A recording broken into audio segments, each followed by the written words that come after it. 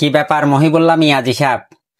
নিজের সাজানো গোছানো অপহরণের নাটকে ইসকনকে ফাঁসাইতে গিয়া এখন নিজের নাটকে নিজে ফাঁসা গেলেন তো? কেমন লাগতেছে এখন? মানে কোন মূর্খদের স্কুল কলেজে আপনি পড়াশোনা করছিলেন আর কোন মূর্খদের সাথে করছিলেন সেই স্কুলে দুইটা লাইন আপনারা শেখানো হয় নাই?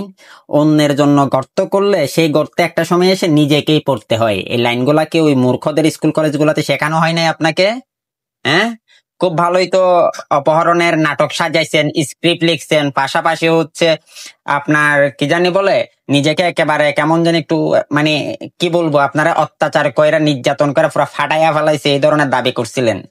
এখন আপনার পুরো জীবন কুণ্ডলী জন্মলগ্ন থেকে এই পর্যন্ত বেশ কয়েকটা পত্রিকা উঠাইয়া নিয়ে আসছে। এবার নিজের পেছনে বাসটা নিজে গুজ্জা বইসা থাকিয়েন, শুধু একটু সময়ের অপেক্ষা। অন্যের নামে মামলা করে ফাঁসাইতে গিয়া এখন আপনার মামলার আসামি হয়ে আপনাকে শ্বশুর বাড়ি থেকে ভাত খাওয়ানোর জন্য নিয়ে যাওয়া হবে। একটু অপেক্ষা করেন, শুধুমাত্র জাস্ট একটু সময়ের ব্যাপার। আচ্ছা, এবার বিষয়টাকে একটু বর্ণনা করা যাক। হ্যাঁ, এই মহিবুল্লাহ সাহেব গত 2-3 দিন আগে টঙ্গী থেকে অপহরণ করা হয়। উনি নিজেকে এটাই দাবি করছিলেন যে উনি অপহরণ হয়েছে। একটা সিএনজি ফিলিং স্টেশনের সামনে থেকে নাকি ওনাকে অপহরণ করে নিয়ে যায় একটা অ্যাম্বুলেন্সে করে 4-5 জন অজ্ঞাতনামা মানুষ, যাদেরকে উনি ইসকনের সদস্য বলে দাবি করেছিলেন। মজার বিষয়টা হচ্ছে উনি জীবনে কোনোদিন সকালবেলা হাঁটতে বের হয় নাই, শুধুমাত্র ওনাকে সেদিনে হাঁটতে বের হইতে হয়েছে যেদিন উনি অপহরণ হবেন। ভাবতে পারেন, বিষয়টা হচ্ছে ওনার সাথে পরিচিত মানে বছরের পর বছর যারা বসবাস করে এমন মানুষটাই দাবি করতেছে উনি কোনোদিন হাঁটতে বের হই না। হঠাৎ করে কেন উনি হাঁটতে বের হইলেন? আবার ওনাকে যে ফিলিং স্টেশনের সামনে থেকে অপহরণ করা হয়েছে বলল, সেই ফিলিং স্টেশনের সিসিটিভি ক্যামেরা ফুটেজ বিশ্লেষণ করে দেখা যায় সেই ফিলিং স্টেশনের সামনে দিয়ে উনি একাই হেঁটে চলে যাচ্ছেন খুব দ্রুত গতিতে। উনি যে সময়টা বলছিল অপহরণের, সেই সময়ের 10 মিনিট আগে কিংবা 10 মিনিট পরে কোনো ধরনের অ্যাম্বুলেন্স সেই রাস্তা দিয়ে আসা যাওয়া করে নাই।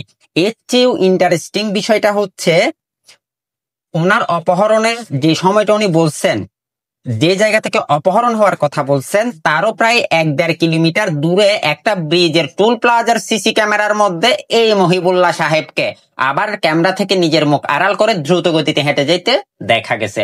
পরবর্তীতে উনি আবার বললেন কি ওনাকে নাকি বাস স্টেশন থেকেই অপহরণ করা হয়েছে।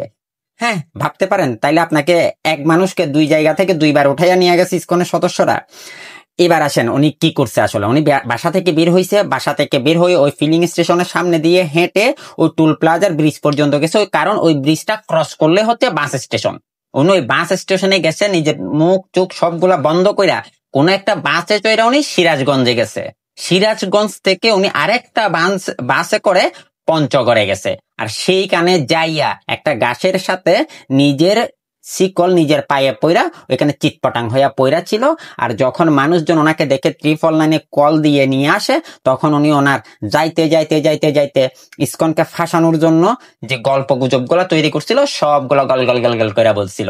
এখন নিজের পেছনের বাসটা নিজেই খাওয়ার সময় হয়ে গেছে, শুধুমাত্র একটু সময়ের অপেক্ষা। বুঝতে পারছেন?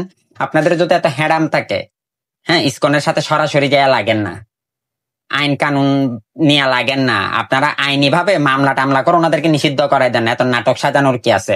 তবে বাংলাদেশের সনাতনী জাতিগোষ্ঠীকে একটা কথা জানিয়ে রাখি, এই অপহরণটা শুধুমাত্র ইসকনকে ফাঁসানোর জন্য করা হয় নাই। এই অপহরণটা ছিল শুধুমাত্র একটা অজুহাত।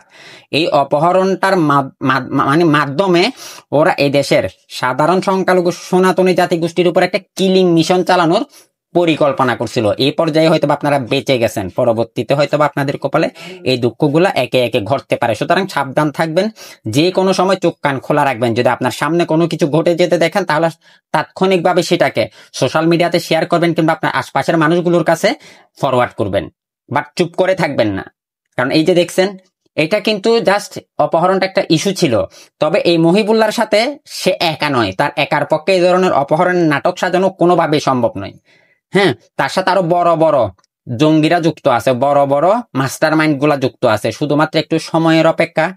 পুলিশ তো ইতিমধ্যে বলে দিছে উনি নিজেই নিজেকে অপহরণ করছে, উনি নিজের পায়ে নাকি নিজে এই শিকল পড়ছে।